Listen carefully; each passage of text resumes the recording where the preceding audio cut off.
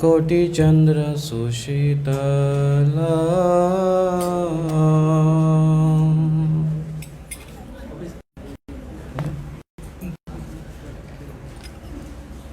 निताय पद कमला कोटि चंद्र सुशीतला निताय पद कमला दोन ताले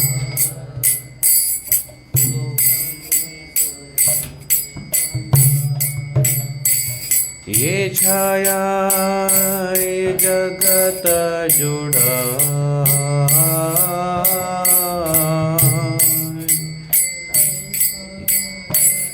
बुकलो ना सॉन्ग बुकलो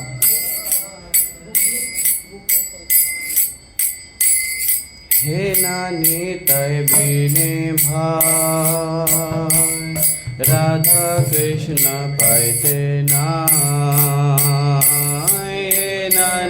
तय बिने भाई राधा कृष्ण पाइते ना दृढ़ करी धरनी तय पाय दृढ़ करी धरनी तय पाय दृढ़ करी धरनी तैर से संबंध नाही जा वृथा जन्म गेल तार से संबंध नाही जा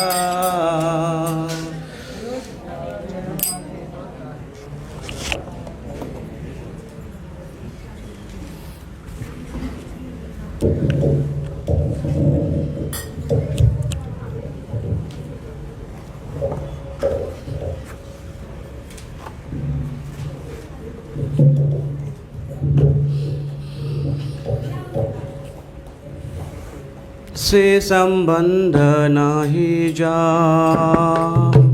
वृथा जन्म गेल तार से संबंध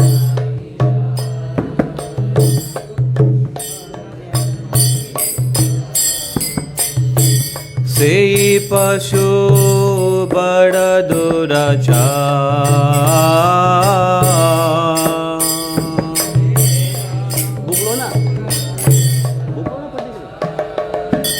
से पशु बड़ा दुराचार से पशु बड़ा दुराचार निताय ना बोलिलो मुखे माजिला संसार सुखे निताय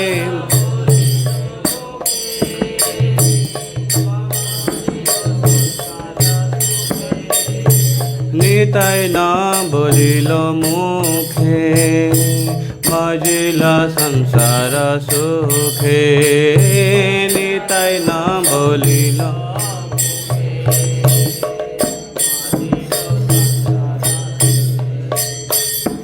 विद्याकुले की करिबे तार विद्याकुले की करिबे तार विद्याकुले की करिबे तार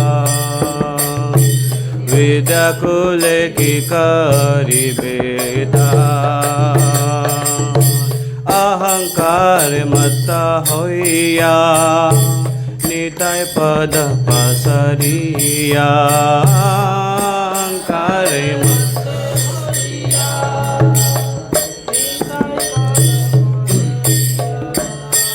अहंकार मत्ता होइया निताय पद पसरिया अहंकार मत्ता होइया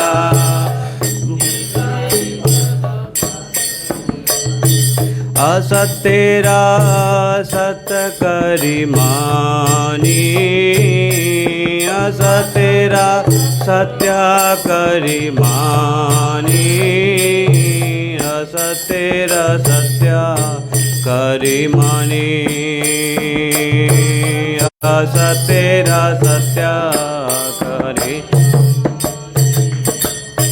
नितयेर करुणा हबे ब्रजे राधा कृष्ण पावे नितयेर करुणा हबे ब्रजे राधा कृष्ण पावे धर नितयेर चरण दुखानी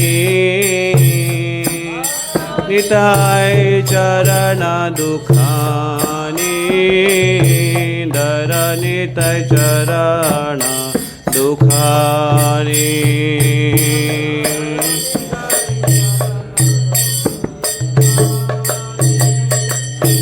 नितायेर चरण सत्या ताहार सेवका नित्या नितायेर चरण सत्या ताहार सेवका नित्या निताय पद सदा कर आशा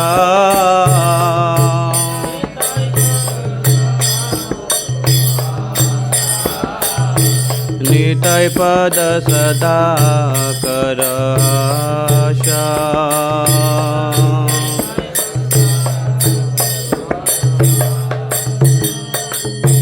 नरोत्तम बड़ा दुखी निताय मोरे कर सुखी नरोत्तम बड़ा दुखी नरोत्तम बड़ा दुखी निताय मोरे कर सुखी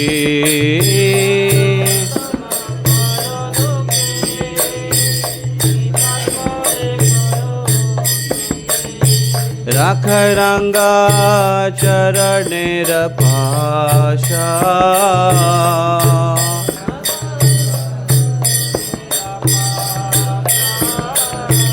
रख रंग चरणेर पाशा रख रंग चरण निताय पद कमला कोटि चंद्र सुशीतला निताय पद कमला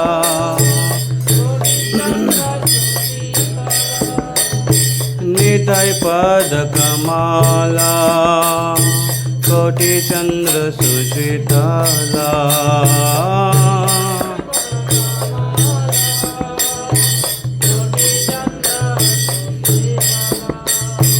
ये छाया जगत जुड़ा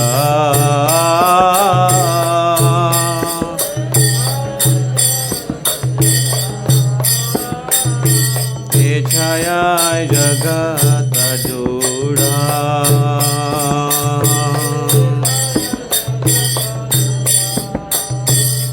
निताय पद कमला कोटि चंद्र सुशीतला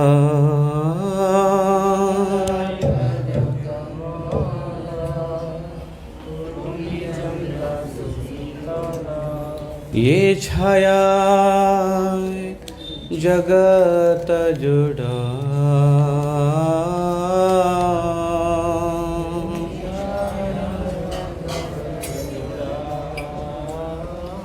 ये छाया जगत जोड़ा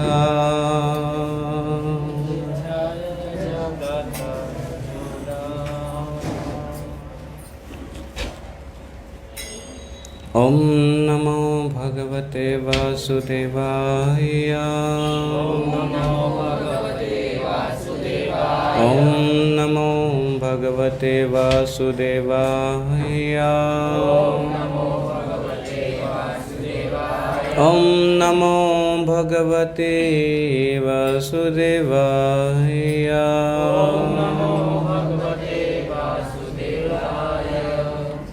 ओम अज्ञानतिमिरान्धस्य ज्ञानाञ्जनशलाकया चक्षुरुन्मिलितं येन तस्मै श्रीगुरवे नमः। नमः ॐ विष्णुपदाय कृष्णपृष्ठाय भूतले श्रीमते भक्तिवेदान्तस्वामिन् इति नामिने। नमस्ते सरस्वती देवे गौरवाणी प्रचारिणे निर्विशेषः शून्यवादी पाश्चात्यदेशतारिणे। वाञ्छाकल्पतरुभ्यश्च कृपा सिन्धुभ्य एव च पतितानां पावनेभ्यो वैष्णवेभ्यो नमो नमः। जय श्री कृष्ण चैतन्य प्रभु नित्यानंद श्री अद्वैत गदाधर श्रीवासदि गौर भक्तवृंद। हरे कृष्णा कृष्ण कृष्ण हरे हरे, हरे राम राम राम हरे हरे। मुखं करोति वाचालं पंगुं लंघयते गिरिं यत्कृपातमहं वन्दे श्रीगुरुदीनतारिणम्। हरे कृष्ण। सभी भक्तों का स्वागत है नित्यानंद दृश्य में। तो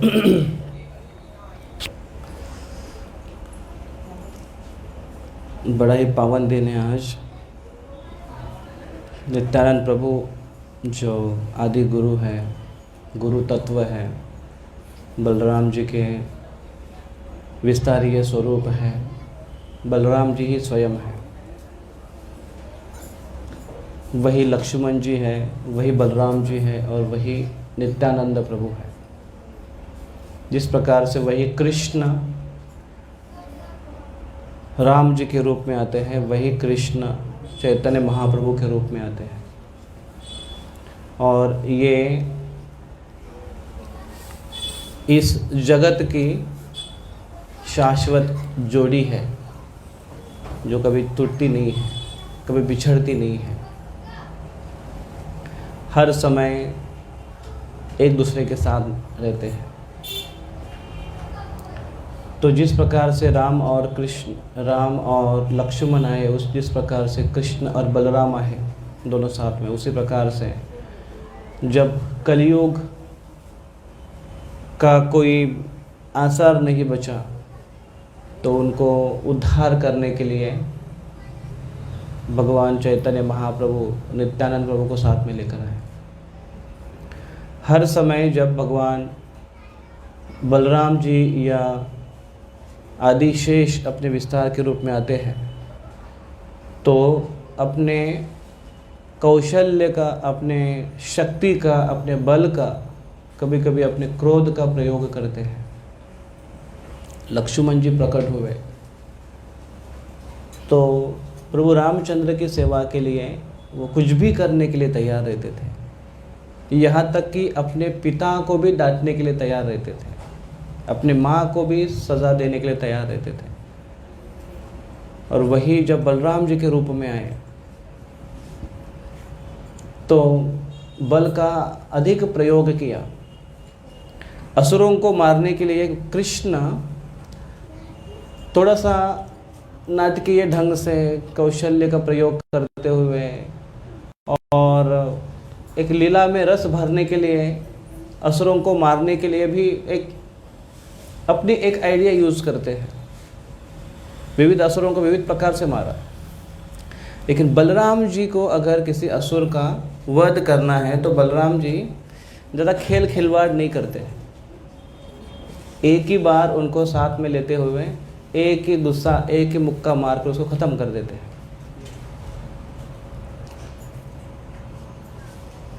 बल और राम दोनों शब्द एक दूसरे के साथ हैं। बल शक्ति, राम आनंद। और वही जब कलयुग में प्रकट होते हैं बलराम जी तो नित्यानंद के रूप में प्रकट होते हैं, जिसमें भले ही बल है, अनंत शेष इनमें असीम बल है, जो भगवान कृष्ण का विस्तार है, जो पूरे ब्रह्मांड के भार को संभालते हैं। अनंत कोटि ब्रह्मांड है, सारे ब्रह्मांडों को वो संभालने के लिए अपना विस्तार करते हैं। अपने फन के ऊपर अधिशेष सारे ब्रह्मांड को भार लेते हैं। जिनको असुरों को मारने के लिए कुछ ज़्यादा करने की आवश्यकता नहीं है, बस केवल उनको अपना सर हिलाना है। ऐसे अगर वो अपना सर हिला देते हैं तो ब्रह्मांड, पृथ्वी की बात नहीं कर रहे, ब्रह्मांड हिल जाएगा। सोचिए, जब ब्रह्मांड हिल जाएगा तो निश्चित है क्योंकि इस ब्रह्मांड में आधा गर्भ उदक जल भरा हुआ है, और निश्चित ही वो जल के लहरें इतनी ऊंची उड़ जाएगी कि पूरे ब्रह्मांड में तहस नहस कर देंगे। तो लेकिन जब वो नित्यानंद प्रभु के रूप में आते हैं तो अति दयालु रूप धारण कर कर आते हैं। यहाँ तक कि चैतन्य महाप्रभु से भी ज़्यादा दयालु रूप धारण कर कर आते हैं। चैतन्य महाप्रभु को रूप गोस्वामी स्तुति करते हैं, नमो महावदन्याय कृष्ण प्रेम प्रदायते कृष्णाय कृष्ण चैतन्य नामने गौरद्विषे नमः। कि नमो महावदन्याय, ऐसा वदन्य मतलब बहुत दयालु, लेकिन कैसे दयालु? महादयालु चैतन्य महाप्रभु। लेकिन चैतन्य महाप्रभु जब रुष्ट हो जाते हैं, कहीं पर जब अनहोनी बात जब देखते हैं तो बहुत कठोर हो जाते हैं। चैतन्य महाप्रभु वज्र के जैसे कठोर हो जाते हैं। तो नित्यानंद प्रभु, जिनके प्रति चैतन्य महाप्रभु कठोर हुए हैं, उनको आश्रय देते हैं। तो जिनका आश्रय चैतन्य महाप्रभु भी नहीं दे पाते हैं, ये चैतन्य महाप्रभु, ऑफ कोर्स वास्तविक चैतन्य महाप्रभु एक ऐसे रोल अदा कर रहे हैं, एक प्रिंसिपल सेट करने के लिए, एक स्ट्रिक्टनेस सेट करने के लिए। जैसे एक पिता अपने बालक के प्रति कठोर व्यवहार करता है, इसका मतलब ये नहीं कि वो पाषाण हृदयी है। पिता पाषाण हृदय नहीं है, लेकिन उसको वैसा रोल अदा करना पड़ता है ताकि एक डिसिप्लिन मेंटेन हो, शिस्त बनी रहे, और माँ उसको प्रेम से अपने पास लेती है। तो एक जगह से प्रेम चाहिए, एक जगह से शिस्त चाहिए, तभी व्यक्ति का संगोपन बड़ा अच्छे से, पेरेंटिंग अच्छे से हो पाता है। तो भक्ति में हमारा जो पेरेंटिंग हो रहा है वो भगवान इसी रूप में, इसी प्रकार से एक फॉर्मूला देकर जाते हैं चैतन्य महाप्रभु के रूप में और नित्यानंद प्रभु के रूप में, और हमारे लिए एक सेटअप तैयार करके देते हैं जिसके अंदर रहते हुए हम भक्ति को अच्छे से कर सकते हैं। और वही जब गुरु तत्व आते हैं नित्यानंद प्रभु, और उनके परंपरा में जब उनके शिष्य आते हैं और वो एक स्ट्रक्चर तैयार करते हैं, तो भी इसी प्रकार का एक नियोजन, एक प्रयोजन करके जाते हैं, ताकि आने वाले भक्त जो चैतन्य महाप्रभु ने एक सिद्धांत प्रस्थापित किया है, उनको प्रैक्टिस करने के लिए एक ऐसे ढांचा तैयार करके जाते हैं, जहाँ पर दोनों प्रकार से हमको संगोपन के लिए, दो प्रकार से हमारे साथ व्यवहार वो देकर जाते हैं। एक ऐसे एक आदर्श देकर जाते हैं अपनी शिक्षा से। तो नित्यानंद प्रभु के अनेकों लीलाएं जिसमें नित्य आनंद, इसमें चैतन्य चरितामृत ये पूरा भक्तों के साथ आदान प्रदान, भक्तों के साथ व्यवहार, कीर्तन और आनंद से भरा हुआ है। जब हम भगवत गीता, भागवतम पढ़ने के बाद जब चैतन्य चरितामृत में जाते हैं, नित्यम भागवत सेवया शृण्वताम स्वकतः कृष्ण पुण्य श्रवण कीर्तन, और इस श्रृंखला में अंत में वो श्लोक में आता है कि विद्यते हृदय ग्रंथि छिदन्ते सर्व संशया चियन्ते च कर्माणि, और अंत में आता है कि वो व्यक्ति सततम भगवान के इस भगवत प्रेम के आनंद में सतत व्यस्त मस्त रहता है, आनंद को आस्वादन करता है। और वही श्रीमद् भागवतम की जब समाप्ति होती है, वो हरे कृष्ण महामंत्र या हरे कृष्ण कीर्तन, इस श्लोक, लास्ट का एक श्लोक देते हुए श्रीमद् भागवतम की समाप्ति होती है।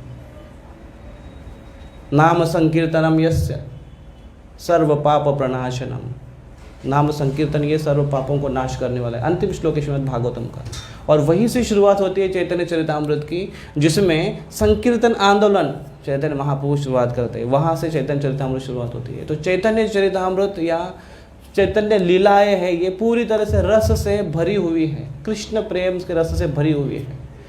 और भक्ति है ये, कृष्ण भक्ति ये एक आनंद से भरा हुआ एक मार्ग है।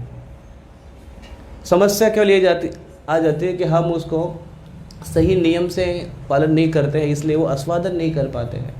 कुछ प्रवृत्तियाँ हमारी पिछली होती है, इसके कारण हम उसको आस्वादन नहीं कर पाते हैं। लेकिन चैतन्य चरितामृत अगर आप उसको अगर जानने की कोशिश करेंगे तो उसमें नित्य आनंद से भरा हुआ है, नित्यानंद से भरा हुआ है चैतन्य चरितामृत, चैतन्य लीला। और चैतन्य महाप्रभु जब नवद्वीप में थे तो लोग उनको बहुत गंभीरता से नहीं लेते थे। हालांकि चैतन्य महाप्रभु भगवान है, लेकिन उनको भगवान के रूप में नहीं मानते थे, इसलिए चैतन्य महाप्रभु के प्रति अपराध करते थे। इसलिए चैतन्य महाप्रभु ने संन्यास धारण कर लिया, क्योंकि उस समय संन्यास अभी भी है, संन्यास सभी धर्म के सभी आश्रम से श्रेष्ठ माना जाता है और सब लोग रिस्पेक्ट करेंगे, आदर करेंगे। इसलिए चैतन्य महाप्रभु ने संन्यास ग्रहण किया। और चैतन्य महाप्रभु जब संन्यास ग्रहण करने के लिए जब गए, नित्यानंद प्रभु को कहा कि 5 लोगों के केवल ये बताना है, सीक्रेट रखना है ये, क्योंकि एक तो लोगों को अगर पता चला तो लोग बहुत दुखी हो जाएंगे, भक्त है चैतन्य महाप्रभु के, वो दुखी हो जाएंगे और चैतन्य महाप्रभु के इस मिशन को आगे जो उनको बढ़ाना है उसमें बाधा आ जाएगी। क्योंकि भक्त जब रोने लगेंगे तो महाप्रभु कर नहीं पाएंगे। कुछ भक्त तो चैतन्य महाप्रभु के जब बाल शेविंग किया जा रहा था तो रो रहे थे, यहाँ तक कि जो शेविंग करने वाला जो नाई था, जब चैतन्य महाप्रभु का संन्यास दीक्षा भी होने वाला है तो उसके लिए पहले शेविंग किया जाता है, तो शेविंग करने का जो नाई था वो शेविंग करते करते रो रहा था कि इतने सुंदर चैतन्य महाप्रभु के बाल है, उसको वो निकाल रहा था। और ऐसे वर्णन आता है कि उस नाई ने चैतन्य महाप्रभु की शेविंग करने के बाद ज़िंदगी में कभी शेविंग की नहीं किसी की, उसने नाई का धंधा ही छोड़ दिया, बोले मैं अभी शेविंग करूँगा नहीं किसी की, कर ही नहीं पाऊँगा मैं। इतने सुंदर चैतन्य महाप्रभु के बाल थे, जो इस ब्रह्मांड के नहीं लेकिन इस सारे सृष्टि के मालिक है। वो संन्यास आश्रम धारण कर रहा है। संन्यास आश्रम में वैराग्य आश्रम, बहुत कठोर तपस्या कठिनाई का आश्रम है, उसको धारण किया चैतन्य महाप्रभु ने। और चैतन्य महाप्रभु जब बाहर चले गए तो चैतन्य महाप्रभु जब आश्रम धारण कर लिया, संन्यास आश्रम, तो यहाँ पर खबर थोड़ी थोड़ी फैल रही थी। सची माता रात भर जगी हुई थी, क्योंकि सवेरे ये कब जाएगा पता नहीं, जब सो नहीं पा रही थी सची माता। और जब चैतन्य महाप्रभु सवेरे अर्ली मॉर्निंग जल्दी उठकर जब वो निकल गए तो सची माता उसको देख रही थी केवल, और कुछ कह नहीं पाई, क्योंकि उनके अंदर कोई शक्ति नहीं बची थी। रो रो कर उन्होंने पूरा अपना बेहाल कर दिया था। और चैतन्य महाप्रभु निकल गए, कटवा गए, वहाँ पर संन्यास लिया। तो चैतन्य महाप्रभु अब कह रहे हैं नित्यानंद प्रभु को, निताय कि जाओ नवद्वीप जाओ और मेरे आने की खबर दो। क्योंकि लोग अभी खबर फैल गई है, लोगों को पता चल गया है कि चैतन्य महाप्रभु ने निमाय ने गौरांग महाप्रभु ने संन्यास धारण किया है, तो इसलिए बहुत दुखी होंगे लोग। तो उनको दिलासा देने के लिए, सांत्वना देने के लिए नित्यानंद प्रभु को कहा कि तुम जाओ, उनको सांत्वना दो, ढाढ़स बधाओ, और ख़ास कर श्रीवास को कहो कि मैं आ रहा हूँ, सची माता को कहो कि मैं आ रहा हूँ और मुझे मिलने के लिए शांतिपुर आओ। मैं जब शांतिपुर जाऊँगा तो जाते समय फुलिया जाऊँगा, फुलिया से शांतिपुर जाऊँगा मैं। नित्यानंद प्रभु चैतन्य महाप्रभु के आज्ञा का पालन करते हुए वहाँ से निकल दिए। नित्यानंद प्रभु यहाँ पर सांत्वना करने के लिए, कृष्ण लीला में भी बलराम जी को कृष्ण ने कहा था कि जाओ आप सांत्वना दो, गोपियों को सांत्वना दो, और यशोदा माई को सांत्वना दो, नंद बाबा को सांत्वना दो, तुम्हें देखकर उनको थोड़ा सा अच्छा लगेगा। तो इसी प्रकार से नित्यानंद प्रभु को भी कहा गया कि जाओ आप आपको देखकर लोग शांत हो जाएंगे, उनको अच्छा लगेगा। और नित्यानंद प्रभु ये हमेशा आनंद में रहते हैं। चैतन्य महाप्रभु की लीला, उनकी आज्ञा पालन करने के लिए वो हमेशा तत्पर रहते हैं। और वहाँ से जब निकल गए तो वर्णन आता है, नित्यानंद प्रभु जब निकले तो वो हमेशा आनंद में रहते हैं। तो उनके आनंद में एक मत्तता रहती है।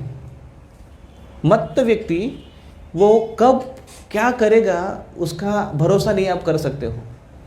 उनकी भावनाएं वश में नहीं होती है। जो मत्त व्यक्ति होता है वो अभी कुछ अलग करेगा, अगले क्षण में कुछ अलग करेगा, और दूसरे तीसरे क्षण में कुछ नहीं करेगा, शांत पर बैठा रहेगा। एक तो कुछ क्वेश्चन करेगा, उसके बाद फिर और उस क्वेश्चन में और एक क्वेश्चन करेगा। कभी कभी आप ऐसे लोगों से मिलोगे, आप कृष्ण कथा उसको बताना चाहोगे, समझाना चाहोगे, कृष्ण सिद्धांत समझाना चाहोगे। आप उसने पहला प्रश्न पूछा, उसका उत्तर पूरा होने के पहले वो दूसरा क्वेश्चन करेगा आपको, और फिर दूसरा क्वेश्चन समाप्त होते होते तीसरा क्वेश्चन करेगा। आप कहोगे कि आपको उत्तर चाहिए कि आप केवल प्रश्न पूछने के लिए आए हो। मन की चंचलता ऐसी होती है। वो साइकोलॉजी कहती है कि कम अधिक प्रमाण में हर किसी का साइकोलॉजिकल प्रॉब्लम होता है, मन की समस्या होती है। तो मत्तता का ये प्रमाण जब बहुत ज़्यादा बढ़ जाता है तो व्यक्ति को समझ में नहीं आता है कि कौन से भावनाओं को वो प्रकट कर रहा है उस समय। तो नित्यानंद प्रभु ये मन के समस्या के कारण इनकी ये दशा नहीं हो रही थी, लेकिन कृष्ण के प्रेम में इतने मत्त थे कि वो उस आनंद में क्या करते थे उनको समझ में नहीं आता था। तो कभी जोर से चिल्लाते थे, सिंह के जैसे धाड़ते थे जोर से, तो लोग देखकर डर जाते थे, अरे क्या हो गया। और कभी जोर जोर से नाचने लगते थे, जोर से चिल्ला गौर गौर हरी हरी चिल्लाने लगते थे। और फिर ऐसे चिल्लाते चिल्लाते कभी एक जगह शांत बैठकर रोना चालू कर देते थे। तो जब ऐसे जोर जोर से रोने लगते थे तो आजू बाजू के लोग आकर देखते थे, अरे क्या हो गया। रोने वाले व्यक्ति को जाकर सांत्वना देना चाहिए, तो लोग जमा होकर उनको सांत्वना देने लगते थे, अरे रो रहा है आदमी, उनको आकर। और रोते रोते अचानक जोर जोर से हा हा हा हा हंसते रहते थे। और जब जोर जोर से ऐसे हंसने लगते थे तो सांत्वना देने के लिए जब लोग आए तो वो देखते थे, अरे अभी तो रो रहा था, क्या हो गया इसको। और फिर लोग बहुत चक्का रह जाते थे और नित्यानंद प्रभु जोर जोर से हंसते हंसते हैं। और ये जो लक्षण हैं ये भागवतम में वर्णन आता है कि जब व्यक्ति कृष्ण प्रेम में बहुत ही मत्त हो जाता है, बहुत उसकी भावना बहुत प्रकट तीव्र हो जाती है, तो इस प्रकार से लक्षण प्रकट हो जाते हैं। आंखों से आंसू आना, रोंगटे खड़े खड़े हो जाना, शरीर गदगदित होना, कंठ चौकअप होना, शरीर कांपने लगना, ऐसे लक्षण कृष्ण प्रेम में शरीर के ऊपर प्रकट होते हैं। मन की दशा कृष्ण प्रेम में होने के कारण शरीर में ये लक्षण दिखाई देते हैं।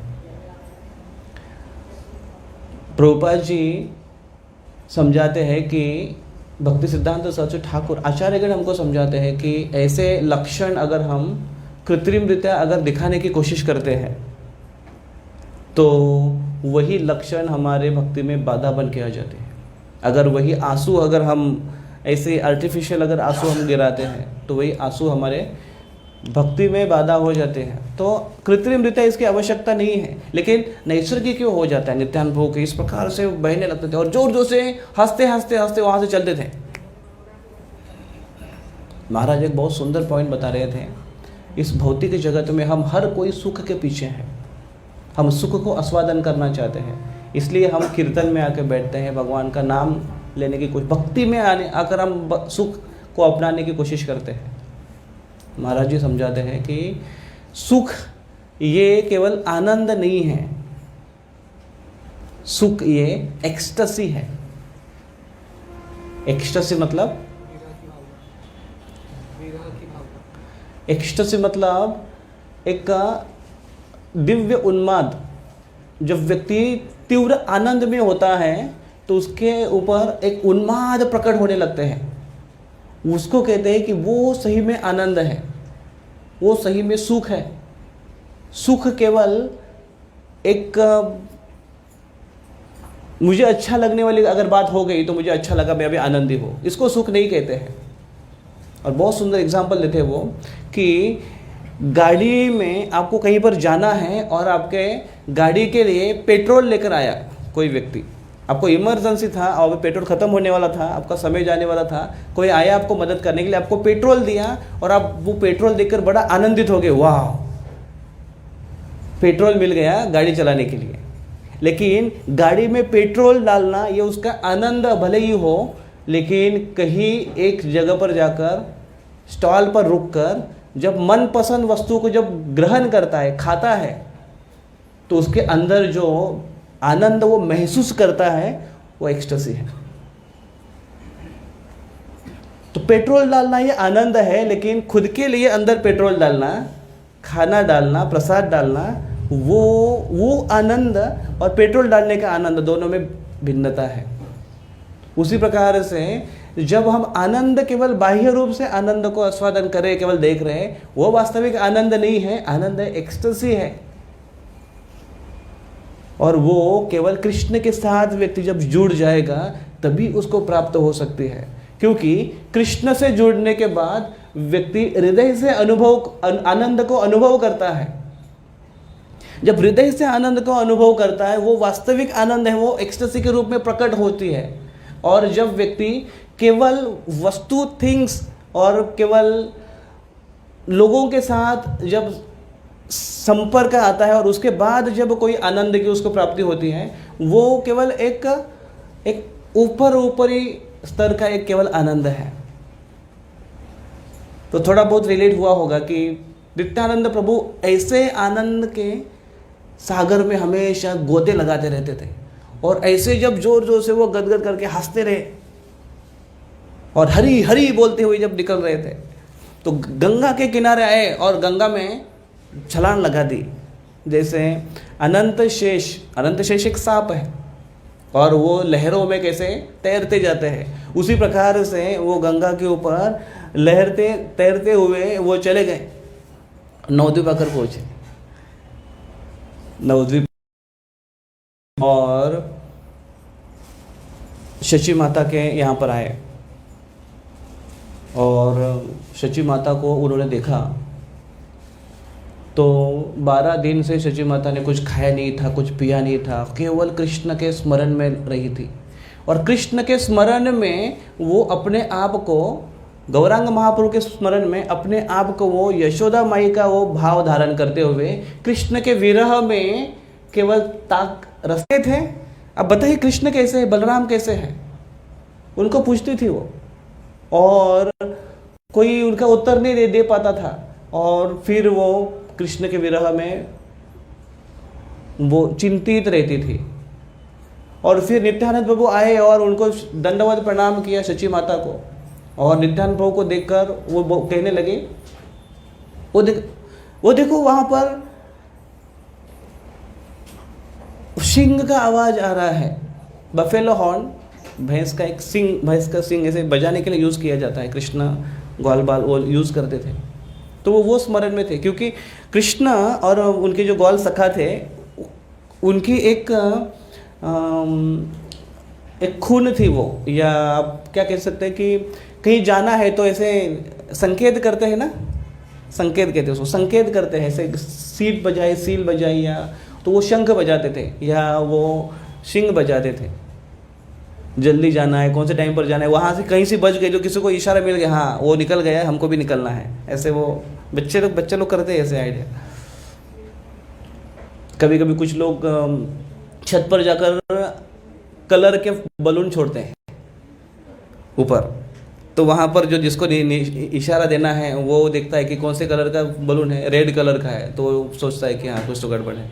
अभी आजकल तो इतने की आवश्यकता नहीं है, मोबाइल फ़ोन आ गए तो बहुत नज़दीक हो गया सब चीज़। तो ऐसे ही वो सोच रही थी शची माता कि कृष्ण हाँ वो कौन बजा रहा है, अक्रूर जी आ गए हैं, अक्रूर जी बजा रहे हैं। तो ये देखते हुए नित्यानंद प्रभु शची माता की तरफ देखते हुए बहुत गदगदित हुए, और शची माता की आंखों से सततता से आश्रुपात हो रहा था। और नित्यानंद प्रभु उनको कहने लगे कि आप जगत की माता है, आप केवल कृष्ण की माता नहीं है, क्योंकि कृष्ण पूरे जगत के पिता है, पूरे जगत का पालन करने वाले हैं, और ऐसे कृष्ण के आप माता है, और इसलिए और कृष्ण पूरे जगत को पालन करने वाले, पूरे जगत में समाये हुए हैं, तो सब जगह कृष्ण है। आप केवल कृष्ण की माता नहीं है, आप हम सबकी माता है। तो आप अकेले कृष्ण के लिए इतना वियोग क्यों कर रही है, इतना आप दुख क्यों कर रही है? और आप देखो कि निमाय आ रहा है हमको मिलने के लिए, शांतिपुर में आ रहा है, मुझे पहले भेजा है आपको सूचना देने के लिए, और मैं कितने दिन से कितना भूखा हूँ, आप मुझे कुछ खिलाओ, मुझे कुछ पका कर खिलाओ। और ऐसे वर्णन आता है कि शची माता 12 दिन से जो भूखी थी, वो केवल कृष्ण के विरह में, कृष्ण की कृपा से ही और गौरांग महाप्रभु की कृपा से ही अभी तक जीवित थी।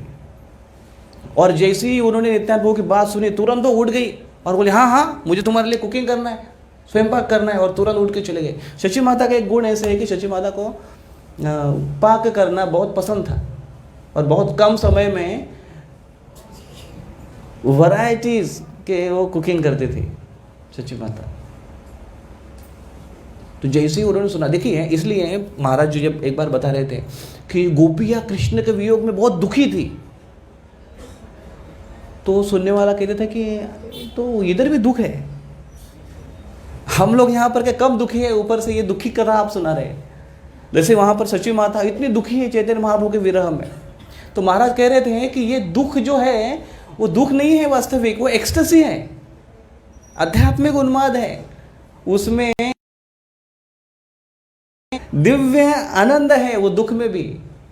इसके कारण उनका पोषण होता है, इसलिए शची माता का वियोग में वो दुख का अनुभव कर रही है, और उसमें भी उनका पोषण हो रहा था। 12 दिन कोई भूखा रह के देखो, दुख में कोई घर का प्रिय व्यक्ति जब चला जाता है, एक दिन में कैसी हालत होती है, जब तक वो उसका दहन नहीं हो, दूसरे दिन 2-3 दिन बहुत ज़्यादा वेदनादायक दुख रहता है उस व्यक्ति की जो खास कर बहुत प्रिय है, पति हो, पत्नी हो, बच्चे हो। वहाँ पर सारे भक्तों को उन्होंने प्रसाद खिलाया, भगवान को अर्पण किया और प्रसाद खिलाया, और नित्यानंद प्रभु बैठकर प्रसाद खाए। और नित्यानंद प्रभु प्रसाद लेकर बड़ा संतुष्ट हो गए, और फिर लास्ट में शची माता ने भी प्रसाद ग्रहण किया। और फिर जब ये न्यूज़ दी नित्यानंद प्रभु ने कि चैतन्य महाप्रभु आ रहे, तो सारे लोग गांव के आपस में प्लानिंग करने लगे कि चलो हमको जाना है चैतन्य महाप्रभु को देखने के लिए। और जो उस समय जो निंदक थे, निंदा करने वाले लोग थे, चैतन्य महाप्रभु भगवान की भी निंदा करने वाले लोग हैं, इसलिए निंदा इस जगत में कॉमन है, एक घटक कॉमन है। कितना भी व्यक्ति अच्छा हो, कुछ भी समाज के लिए अच्छा करने वाला हो, कुछ भी हो, निंदा उसकी भी होगी। चैतन्य महाप्रभु की भी निंदा करने वाले लोग थे, लेकिन उन्होंने सुना कि अरे निमाय ने अभी संन्यास ग्रहण किया है, तो नहीं अभी तो हमको थोड़ा डरना पड़ेगा, क्योंकि सन्यासी की अगर कोई निंदा करेगा तो वो तो नरक में चला जाएगा। तो इसलिए उन्होंने भी अपने घर में प्लानिंग किया, घर में लॉक किया, बच्चों के साथ, पत्नियों के साथ, सबके साथ लोग चल पड़े शांतिपुर चैतन्य महाप्रभु को मिलने के लिए। तो उसका और विस्तार से वर्णन आता है कि कैसे गए, कैसे वो उस छोर पहुँचे, और क्या उनके साथ साधन था, उसकी कोई गिनती नहीं है। बस केवल चैतन्य महाप्रभु की कृपा से सब लोग वहाँ पर पहुँच पाए, और बहुत बड़ा फेस्टिवल कितने दिनों तक हुआ। नित्यानंद प्रभु ने सबको सांत्वना दी।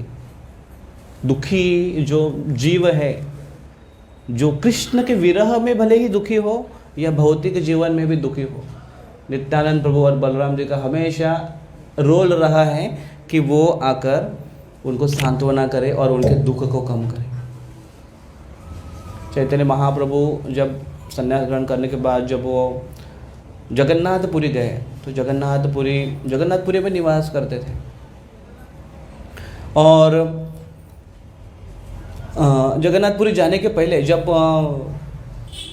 वो निकले तो चैतन्य महाप्रभु ने कहा कि तुम लोग मेरे साथ में नहीं आओगे। नित्यानंद प्रभु, गोविंद, इन सबको उन्होंने कहा आप लोग मेरे साथ में नहीं आओगे, एक तो तुम लोग आगे जाओ, एक तो मैं आगे जाता हूँ, क्योंकि पिछली बार तुम लोगों ने बहुत परेशान किया मुझे, खास करके नित्यानंद प्रभु को कह रहे थे, तुमने मेरा तो डंडा भी तोड़ दिया जाते समय, डंडा तोड़ने के बाद तुम मुझे बोले कि मैंने तुमको पूछा मेरा डंडा किधर है, सन्यास डंडा कहाँ है? सन्यासियों की एक ही निशानी होती है, उनके पास एक ही धन होता है जिसको साथ में लेकर घूमता है, वो है सन्यास डंडा। उसको भी तुमने तोड़ दिया। और मैंने जब पूछा मेरा डंडा कहाँ है तो तुम बोला कि मुझे पता नहीं है।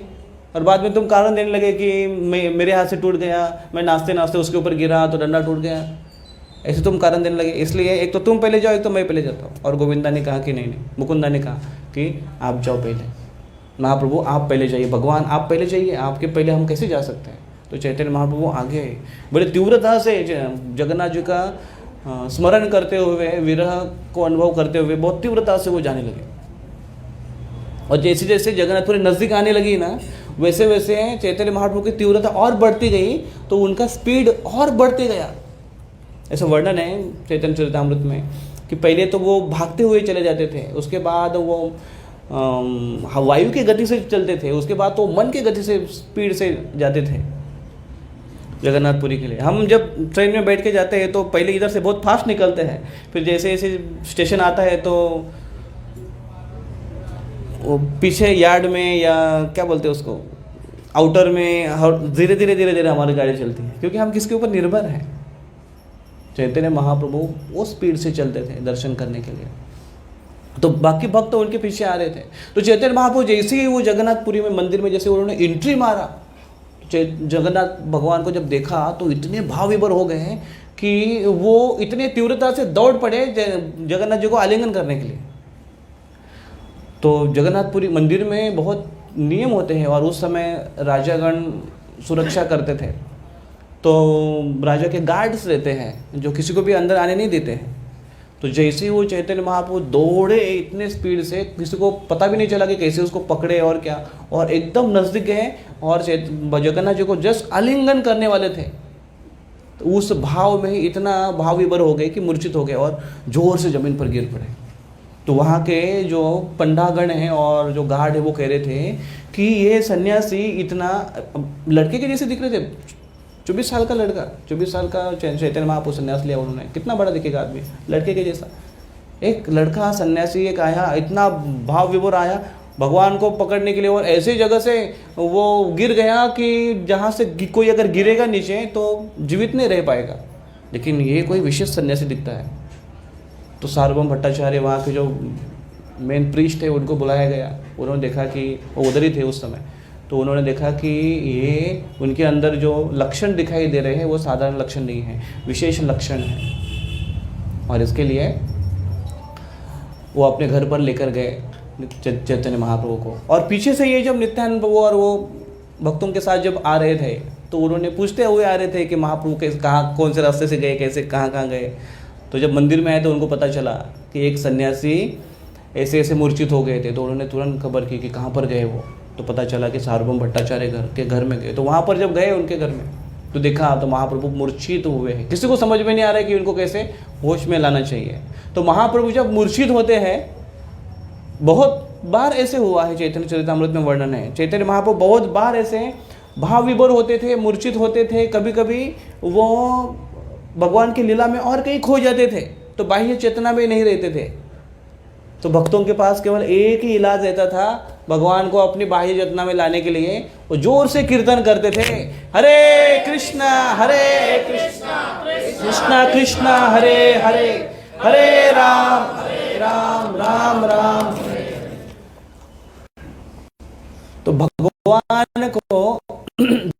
अपनी लीला में हमेशा मस्त रहते हैं, कृष्ण भी अपनी लीला में हमेशा व्यस्त रहते हैं, मुरलीधर भी अपने मुरली बजाने में व्यस्त रहते, बिजी रहते हैं। हम आकर कितना भी माथा पटकें कि वो अपने लीला में बिजी है, उनको अगर बाह्य चेतना में अगर हमारे तरफ ध्यान आकर्षित करने के लिए अगर हम चाहते हैं तो हमारे पास एक ही केवल ऑप्शन है, उपाय है कि वो है हम भगवान के नाम का जोर से हरे कृष्णा कृष्णा कृष्णा हरे हरे, हरे राम राम राम हरे। यही एक हमारे पास उपाय है कि जोर से हम चिल्लाए कृष्ण के नाम। तो कृष्ण बांसुरी बजाते बजाते तो भाई चेतना में बोलो क्या है, कौन आए? कोई तो जोर से कीर्तन कर रहा है, कोई जोर से नाम ले रहा है, और भगवान ध्यान देंगे। तो तब नित्यानंद प्रभु और बाकी सारे जो भक्त आए वो जोर जोर से कीर्तन करने लगे, बहुत जोर से तीव्रता से कीर्तन करने लगे। और चैतन्य महाप्रभु, तो चैतन्य महाप्रभु लगभग 9 घंटे तक वो अपने मूर्छित अवस्था में थे, पड़े हुए थे। और जब उनको उठाया गया तब पूछने लगे कि मैं कहाँ था। तो नित्यानंद प्रभु ने कहा कि आप दर्शन करने के लिए जब आए तो आप जगन्नाथ जी को आलिंगन करने की इच्छा से आप मूर्छित हो गए। तो चैतन्य महाप्रभु ने कहा, अरे बहुत अच्छा हुआ कि मैं बच गया, अगर मैं जगन्नाथ जी का आलिंगन करता तो मैं बच नहीं पाता, साक्षात भगवान को मैं आलिंगन कैसे कर सकता हूँ, बहुत बड़े अपराध से मैं बच गया। और मैं आगे चलकर इस प्रकार से मेरे हाथ से कोई करतूत ना हो, इसलिए मैं कभी जगन्नाथ जी के दर्शन के लिए अंदर नहीं जाऊँगा, अंतपुर में नहीं जाऊँगा, मैं बाहर ही पीछे खड़ा रहूँगा, जहाँ पर गरुड़ जी का स्थान है, स्तंभ है, वहाँ पर खड़ा रहकर वहीं से उनका दर्शन करूँगा। ऐसे चैतन्य महाप्रभु ने नियम बनाया ताकि वो अपने आप को नियंत्रित रख सके। भगवान को नियंत्रित भी नियम लगाना पड़ता है, क्योंकि वो अपने भावनाओं को जब भगवान के सामने आते हैं तो नियंत्रित नहीं कर पाते हैं, जगन्नाथ जी के सामने आते हैं। और फिर सार्वभौम भट्टाचार्य ने कुछ लोगों को दे दिया, व्यक्तियों को, कि जाओ इनको दर्शन कराने के लिए। तो नित्यानंद प्रभु और उनके साथियों के साथ वो दर्शन करने के लिए गए, जगन्नाथ मंदिर में गए। अभी तो पहले दर्शन ठीक से नहीं किया था, आए थे, इंक्वायरी की चैतन्य महाप्रभु के, फिर से तुरंत इधर आए थे, अभी दर्शन करने के लिए गए। तो नित्यानंद प्रभु जब चलते थे तो बड़े जैसे कि हाथी की चाल चलते थे। हाथी की चाल बहुत सुडौल होती है, तो वैसे चलते थे। तो गए जब जगन्नाथ मंदिर में, जैसे गए वो जो उनको लेकर जाने वाले जो व्यक्ति थे, उन्होंने कहा कि देखो मैं आपको लेकर जा रहा हूँ दर्शन कराने के लिए, लेकिन आप लोगों का बिहेव थोड़ा अच्छा नहीं लग रहा है मेरे को, क्योंकि वो पहला सन्यासी आया, वो सीधा अंदर घुस गया और डायरेक्ट जगन्नाथ जी को पकड़ने के लिए चला गया। उधर गार्ड ने अगर देख लिया तो तुम्हारे साथ मेरी भी पिटाई हो जाएगी, इसलिए तुम अगर ठीक से बिहेव करने वाले हो तो मुझे बोलो, मैं तुमको साथ में लेकर चलता हूँ। तो नित्यानंद वो हंसने लगे, बोले हाँ चलो हम लोग कुछ नहीं करेंगे। तो फिर उनको लेकर गए एक भक्त उनको दिखाने के लिए। जैसे ही जगन्नाथ मंदिर में अंदर गए, अंतपुर में गए, और नित्यानंद प्रभु जैसे उन्होंने देखा, जगन्नाथ जी को देखा तो उनको गौरांग महाप्रभु का स्मरण हो आया। और जैसे ही गौरांग महाप्रभु का स्मरण हो आया, वो अपने आप को रोक नहीं सके, भाव विभोर हो गए और जोर से दौड़े। जैसे दौड़े तो उनको लोगों ने पकड़ लिया, उनको जाने से रोकने के लिए। तो नित्यानंद प्रभु को पकड़ कौन सकता है, नित्यानंद प्रभु ने ऐसे उड़ा दिया उनको, और ऐसे झपक पड़े और जाकर बलराम जी के गले में लग गए और उनको आलिंगन किया।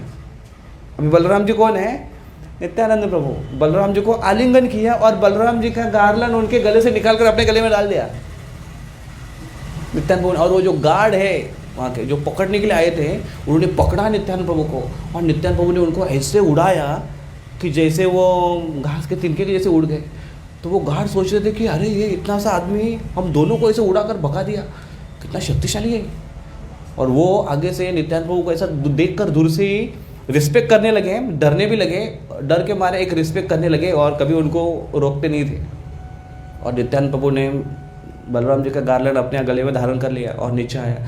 तो ये सब देखा तो सारे भक्त जोर जोर से जल्लोष करने लगे और कीर्तन करने लगे। और तब से फिर नित्यानंद प्रभु वहाँ से निकलकर नीचे आए और फिर बाकी मंदिरों का उन्होंने दर्शन किया। तो इस प्रकार से नित्यानंद प्रभु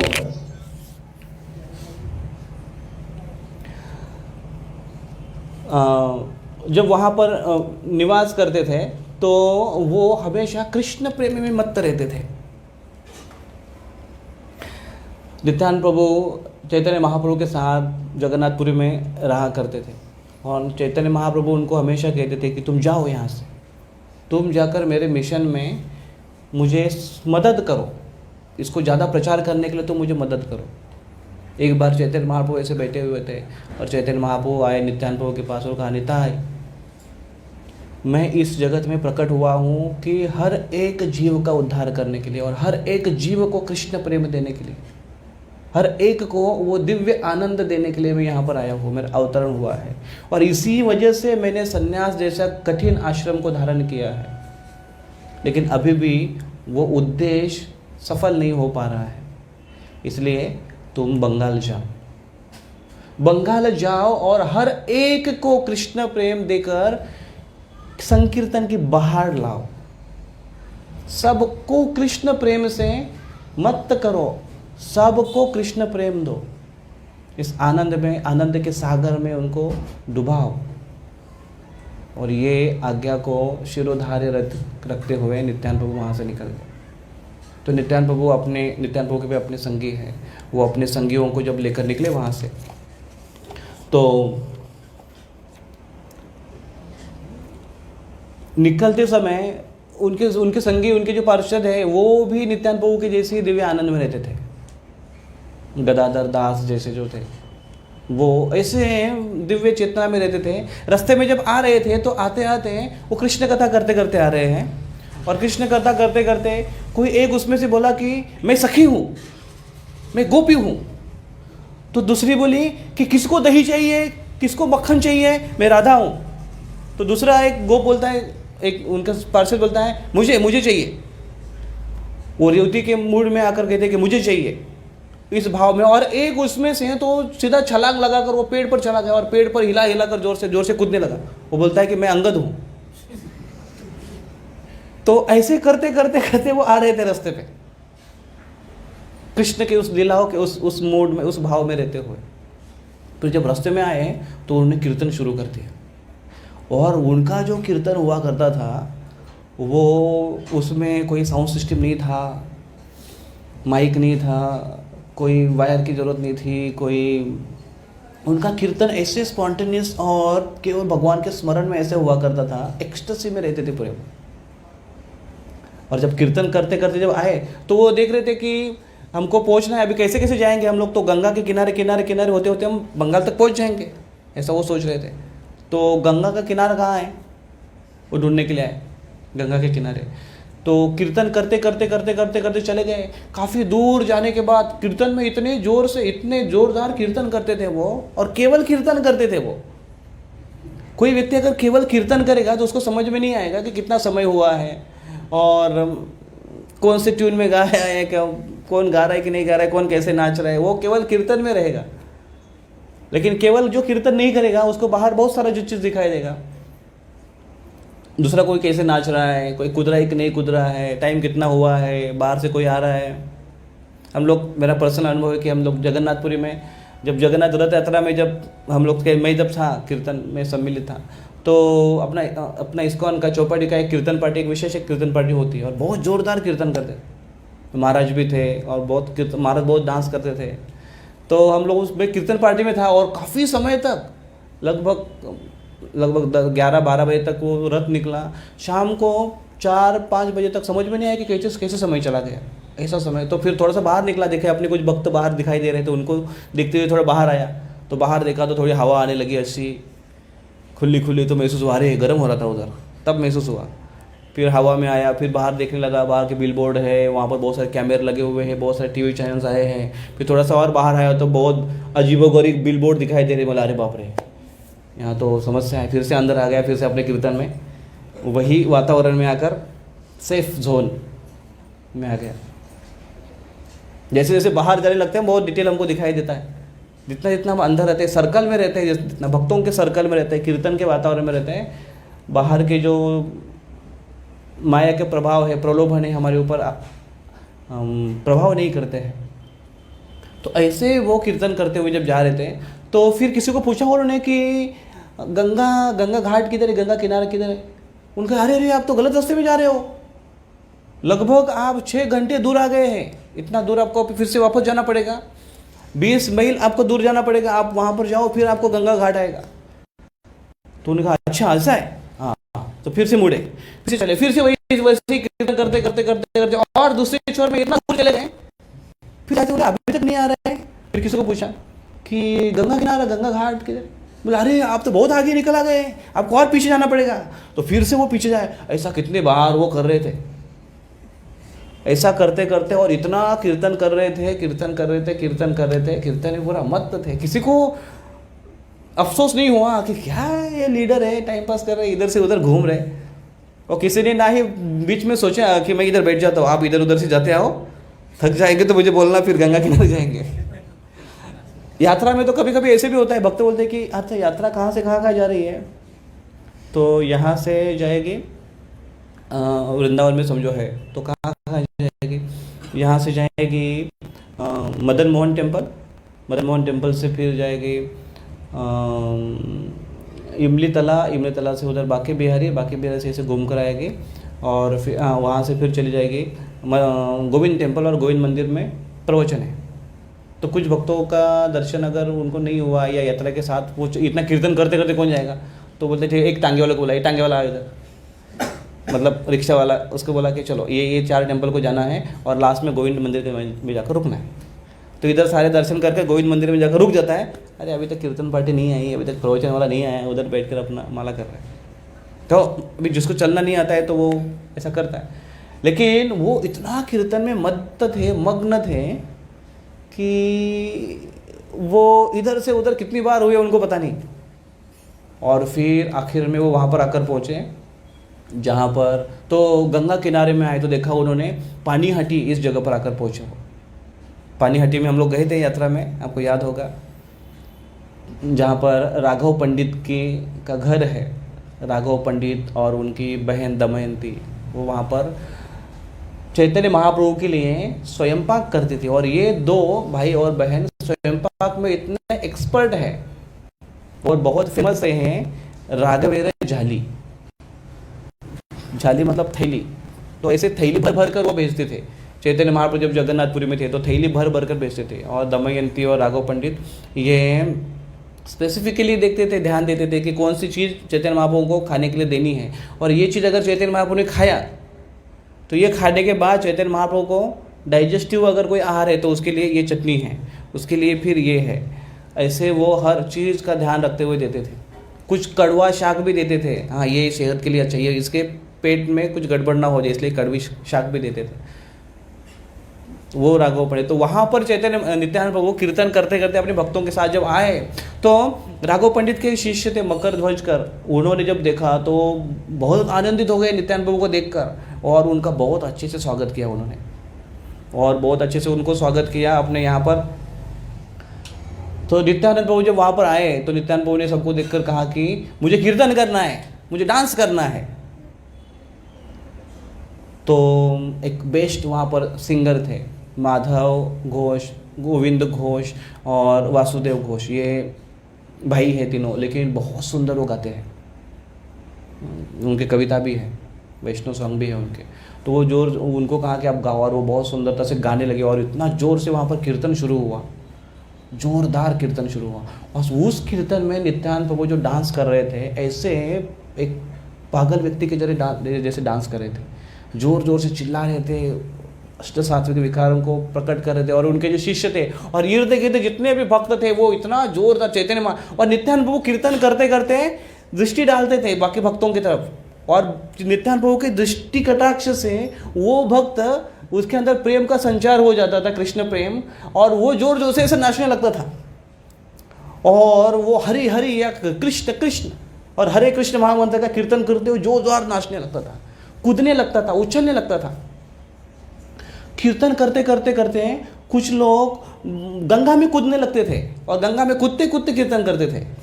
कुछ लोग नाव में कूदते थे, कुछ लोग ऊपर आते थे, तो उसमें से कुछ वो वहाँ पर एक पेड़ है, क्या है वो, बरगद का पेड़ है, तो उसके ऊपर एक तो उसके ऊपर चढ़ गया, उसके ऊपर इतना ऊपर चढ़ गया को पत्ते के ऊपर चढ़कर, एक टहली के ऊपर, एकदम बारीक टहली के ऊपर चढ़कर, पत्ते के ऊपर चढ़कर जोर जोर से कूदने लगा, गिरा नहीं, नित्यानंद की विशेष कृपा। और वहाँ से फिर से नीचे उतरकर वो जो उसके जड़े हैं, वो जड़ों को जो टांग कर ऐसा झूलने लगा, जोर से कीर्तन करने लगा, नाचने लगा। ये एक्सटेसी है, वो उनको समझ में नहीं आ रहा कि वो क्या कर रहे हैं, इतना दिव्य उन्माद है आनंद का। और एक कुछ भक्त है, उन्होंने देखा वो कीर्तन कर रहे, उनको नहीं कुछ मिला, तो पेड़ के नीचे के जो जड़े हैं उसको उखाड़ कर, जोर से उखाड़ कर कीर्तन करने लगा। ऐसे जोर जोर से कीर्तन जब चल रहा था, एक है वो कदम्ब के वन में घुस गया, और सुपारी के वन में घुस गया, और वहाँ के 3-4 सुपारियों को उन्होंने एक हाथ में पकड़ लिया, और पकड़कर उनको जड़ से उखाड़ कर उधर लेकर आया। वो उसका कुछ काम नहीं था, लेकिन वहाँ पर आना और जोर जोर से नाचने लगा, जोर जोर से कीर्तन करने लगा। और ऐसे दिव्य स्तर दिव्य में हाई इसमें एक्सटेसी में पहुंच गया वो कीर्तन, और बहुत जोर से नाचने लगे वो। और ये सब एक्सटेसी का कारण थे। नित्यानंद प्रभु सबको ऐसे कृष्ण प्रेम ऐसे बांट रहे थे, खुद मत्त व्यक्ति था, सबको मत्त कर रहे थे कृष्ण प्रेम में, नाचते नाचते कीर्तन में। और जब ऐसा कीर्तन हो रहा था, नित्यानंद प्रभु अचानक रुक गए और नित्यानंद प्रभु ने कहा अभिषेक करो मेरा। अच्छा, अभी अभिषेक हुआ ना, मेरा अभिषेक करो। तो जैसे ही वो जोर से गर्जना किया अभिषेक करो, तो सारे भक्त बोले जय जय निताय, जय निताय। नित्यानंद प्रभु का अभिषेक करना। अभी अगर इसमें से अभी कथा चल रही है, अचानक कोई उठ गया बोला अभिषेक करो अब बोलेंगे प्रभु जी बैठो नित्यानंद प्रभु को जोर से अभिषेक करो, तो वो बैठ गए वहां पर। तो सारे भक्त इतने आनंदित हो गए कि अभी अभिषेक करने का अवसर मिल गया है। तो सारे भक्त मटके लेकर चले गए हैं, और वो गंगा किनारे में ना, एकदम किनारे में गंगा है, गंगा में मटके डुबा डुबा कर वो लेकर आ रहे थे, और उसमें इसेंस विविध फ्रेग्रेंट उसके अंदर डाल रहे थे, सेंट डाल रहे थे, और वो सेंट नैसर्गिक ऑर्गेनिक फ्रेग्रेंस से उनको अभिषेक किया जा रहा था, और भर भर के डाल रहे थे, भर भर के डाल रहे। सबको आनंद आ रहा था, भगवान का अभिषेक करने का अवसर मिल रहा है। और इतना दिव्य और इतना बड़ा शरीर, उनकी छाती हुई विशेष कर ऐसी रुंद छाती उनकी, उसके ऊपर वो अभिषेक कर रहे थे, सर से अभिषेक कर रहे थे। और उसके बाद अभिषेक कंप्लीट होने के बाद फिर राघव पंडित और उनके शिष्यों ने उनको शरीर को सुखा दिया, कपड़े से उनको पोंछा, सुखाया, उनको चंदन का लेप किया, और उनके वस्त्र बदल दिए, वस्त्र नए वस्त्र, सूखे अच्छे वस्त्र उनको लाए पहनने के लिए, और अच्छे वस्त्र उन्होंने धारण कर लिए। और फिर उनके शिष्य वो उनको एक सुंदर उन्होंने आसन बनाया, एक थ्रोन आसन बनाया उनको बैठने के लिए, सोने का, उसको सोने से सुसज्जित किया। और उसके बाद फिर नित्यानंद प्रभु वहाँ पर आकर बैठे। उस आसन पर जब नित्यानंद प्रभु आकर बैठे, तो नित्यानंद प्रभु जोर से राघव पंडित को कहते हैं कि जाओ और मुझे मेरे लिए कदम्ब फूल की माला लेकर आओ। मैं कदम्ब के वन में विहार करना मुझे बहुत पसंद है, उसी में मैं हमेशा विहार करते रहता हूँ, इसलिए मुझे कदम्ब के फूल चाहिए, कदम्ब के फूल लेकर आओ। तो राघव पंडित अभी सोचने लगे कि जाकर पूछे प्रभु ये कदम्ब वृक्ष के फूल आने की सीज़न नहीं है, इस सीज़न में फूल नहीं आते हैं, फूल अभी कहाँ से लाऊं मैं। तो नित्यानंद प्रभु ने कहा जाओ तुम्हारे घर में, घर के पीछे देखो वहाँ पर जो गार्डन है वहाँ पर फूल लगे होंगे, जाओ वहाँ से लेकर आओ। तो जैसे ही नित्यानंद प्रभु ने कहा, राघव पंडित दौड़ते दौड़ते चले गए, वहाँ से घर उनका थोड़ा दूर है, घर पर चले गए। देखा उन्होंने पीछे कुछ पेड़ लगे हुए थे उनके, जो उनका छोटा सा गार्डन था, उस पेड़ में वहाँ पर नींबू का पेड़ था, वो नींबू के पेड़ में कदम्ब के फूल लगे हुए हैं। तो कदम्ब के फूल देखकर वो इतना भाव विभोर हो गए राघव पंडित, और उनके जो बाकी भक्तगण आए थे वो भी देखकर इतना आश्चर्य हो गए कि नींबू के पेड़ पर कदम के फूल कैसे आएंगे। वो कहले कि ये नित्यानंद प्रभु की कृपा है। नित्यानंद की कृपा जिसके ऊपर भी हो जाए, वो चाहे कैसे भी आदमी हो, वो नींबू के जैसा भी हो, उसको कदम बनाएंगे नित्यानंद प्रभु। तो गए वहाँ पर, सारे फूल वो इकट्ठा किए, और बहुत सुंदर, और जो माला बना रहे थे राघव पंडित सुई लेकर जो माला बना रहे थे, तो इतना भाव विभोर हो रहे थे, नित्यानंद प्रभु के लिए माला बना रहे, एकदम एक्सेसिव में आकर थे, माला बना रहे थे। और माला जब उन्होंने बनाए, तैयार किया और लेकर आए, और उस फूलों का जो सुगंध था, वो सुगंध ऐसा फैला सब जगह, बहुत ज़्यादा उसका सुगंध था, है ना। कृष्ण लीला में जब वर्णन आता है कि चैतन्य जब कृष्ण पारिजात लेकर आए स्वर्ग से, एक फूल लेकर आए थे, पूरा पेड़ नहीं, एक ही फूल लेकर आए थे पहले, तो एक फूल का सुगंध पूरे द्वारका में फैल गए। तो बाकी रानियाँ भी देख रही थी, अरे कौन सा सुगंध है, इतना अच्छा सुगंध है, लेकिन उन्होंने सूंघ कर भी बोले हाँ सुगंध है। लेकिन सत्यभामा बोले ये सुगंध कहाँ से है, पारिजात से। बोले मेरे को भी चाहिए। आपने केवल रुक्मिणी को दिया, मेरे को चाहिए, उसको फूल दिया, मेरे को पेड़ चाहिए।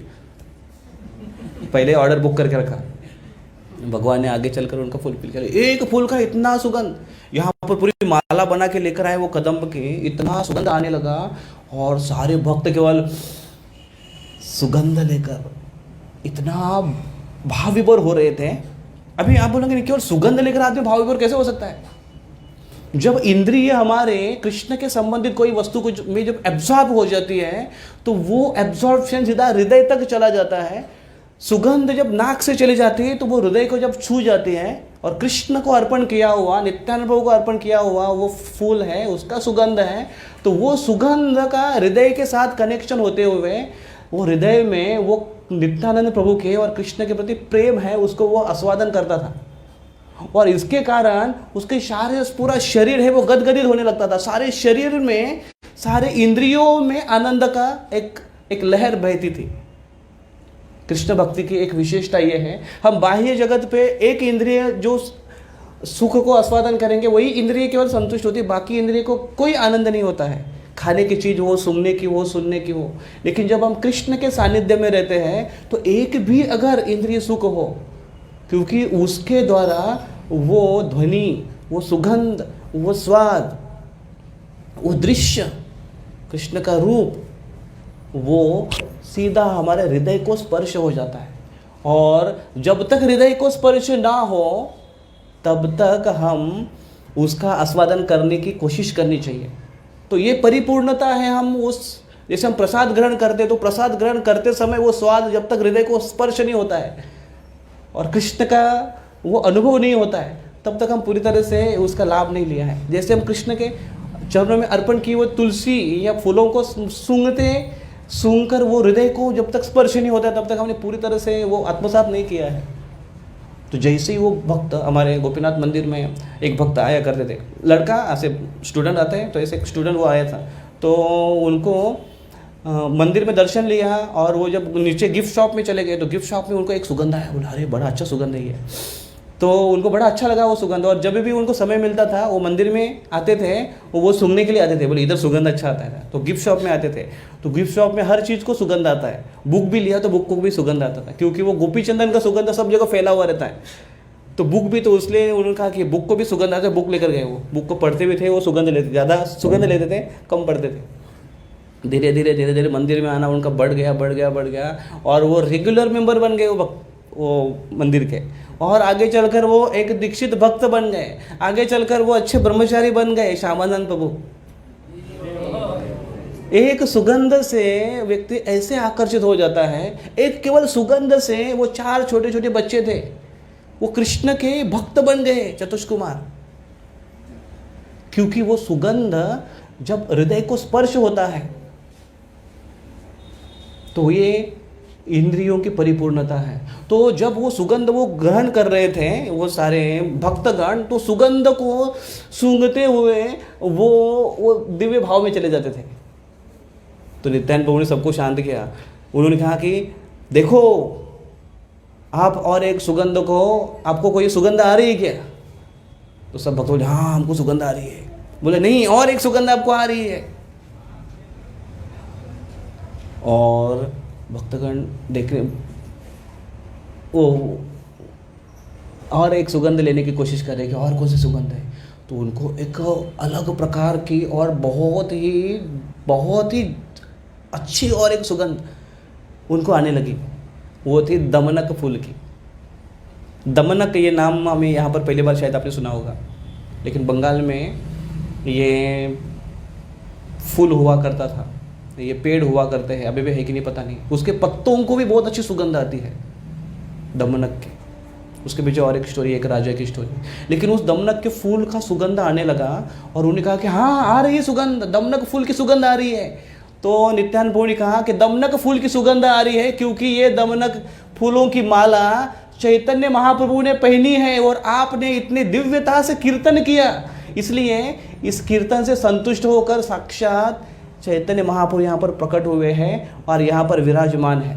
और बाकी कोई देख नहीं पा रहा था, केवल चैतन्य नित्यानंद प्रभु केवल देख रहे थे। जब कीर्तन होता है, उस कीर्तन में भगवान आते हैं, कहाँ पर आते हैं, किस रूप में आते हैं, वो भले ही हम ना देख पाए लेकिन नित्यानंद प्रभु देख पाते हैं, गुरु तत्व देख पाते हैं। और इसलिए हमको दर्शाते हैं कि यहाँ पर कीर्तन है। यत्र मम भक्त मद भक्त गायन्ति तत्र तिष्ठामि नारद। वहाँ पर मैं नारद निवास करता हूँ, जहाँ पर मेरे भक्त जोर से कीर्तन करते हैं, हरे कृष्णा कृष्णा कृष्णा हरे हरे, हरे राम राम राम हरे हरे। तो चैतन्य महाप्रभु वहाँ पर प्रकट हुए, और चैतन्य महाप्रभु जहाँ पर नित्यानंद प्रभु कीर्तन करते हैं, वहाँ पर चैतन्य महाप्रभु प्रकट हो जाते हैं। नित्यानंद प्रभु के कीर्तन में वो शक्ति है कि जहाँ पर चैतन्य महाप्रभु वहाँ पर प्रकट हो, और उस सुगंध को सब भक्तगण ग्रहण कर भाव विभोर हो गए और फिर जोर से कीर्तन करने लगे।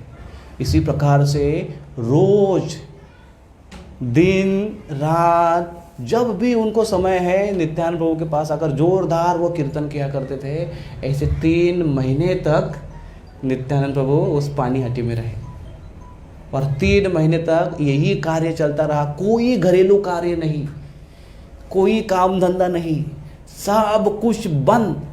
किसी को कुछ खाने के लिए कोई भूख नहीं लगी है, किसी को कोई प्यास नहीं लगी है, भौतिक जो भी कुछ द्वंद्व है किसी व्यक्ति को सता नहीं रहे थे। पूरी तरह से सब व्यक्ति केवल आध्यात्मिक भाव में और आध्यात्मिक आनंद में लिप्त थे। ये नित्यानंद प्रभु की विशेष कृपा है, और नित्यानंद प्रभु की इसी कृपा को धारण करते हुए, जैसे नित्यानंद प्रभु को कहा चैतन्य महाप्रभु ने कि जाओ कृष्ण प्रेम की लहर सब जगह फैलाओ।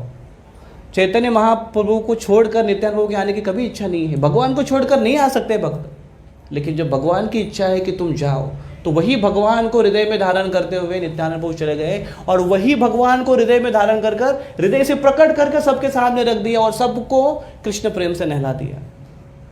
वही भक्त होते हैं, वही वैष्णव होते हैं जो अपने हृदय में कृष्ण को हमेशा धारण करते हैं, और जहाँ जहाँ जाते हैं वह कृष्ण को बांटते जाते हैं और सबको एक प्रेम और आनंद का अनुभव कराते हैं। ये प्रभुपाद जी को वृंदावन में बैठे थे, अपना अच्छे से भजन कर रहे थे। गुरु महाराज की आज्ञा है कि जाओ इस कृष्ण प्रेम को पूरे विश्व भर में प्रचार करो। वही गुरु महाराज की आज्ञा लेते हुए, नित्यानंद प्रभु की आज्ञा को लेते हुए चले गए बाहर प्रचार करने के लिए। पूरे विश्व भर में उन्होंने प्रेम की लहर ला ली, सबको कृष्ण प्रेम तक पहुंचने का मार्ग उन्होंने बता दिया, क्रिया मार्ग बता दिया, प्रोसेस बता दिया, एक आश्रय दे दिया और एक सिस्टम स्थापित करके वो चले गए। और वही उनके परंपरा में आने वाले जो गुरुजन हैं हमारे, जो हमारे लिए एक ऐसे आदर्श प्रस्थापित करते हुए एक हमारे लिए एक ऐसे स्थान देते हैं कि जहाँ पर हम इसकी प्रैक्टिस कर सकते हैं। वही नित्यानंद प्रभु अपने हृदय में जो कृष्ण को, चैतन्य महाप्रभु को लेकर आए हैं, वो सबको बांटने के लिए आते हैं।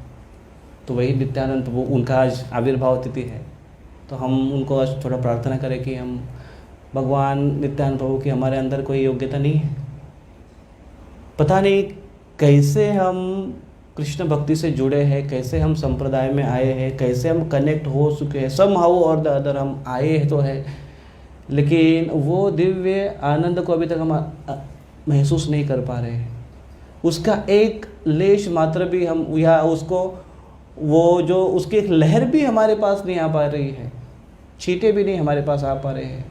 शायद हमारे प्रीवियस हमारे कंडीशनिंग्स हैं, हमारे कुछ आदतें हैं, हमारे कुछ अपराध हैं, कुछ प्रवृत्तियां हैं, जिसके कारण हम उसको पूरी तरह से चख नहीं पा रहे हैं।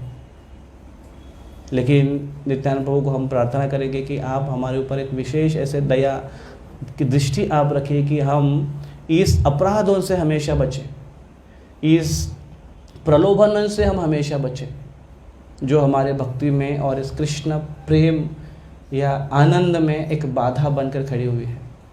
तो आप हमें आशीर्वाद दीजिए कि हम इसको कभी तो चख पाए और कभी तो हम पूरी तरह से निर्मत्सर, निर्द्वेष, निरपराध भाव से आपका नाम ले सके। हरे कृष्णा कृष्णा कृष्णा हरे हरे, हरे राम राम राम हरे हरे।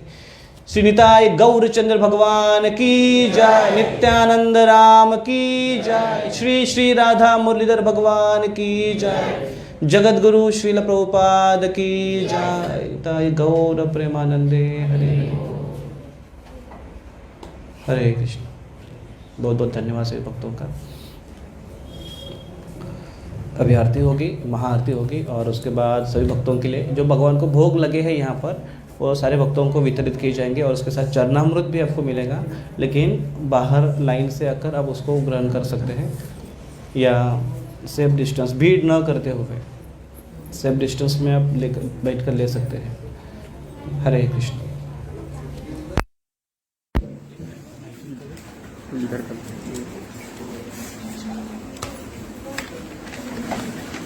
वन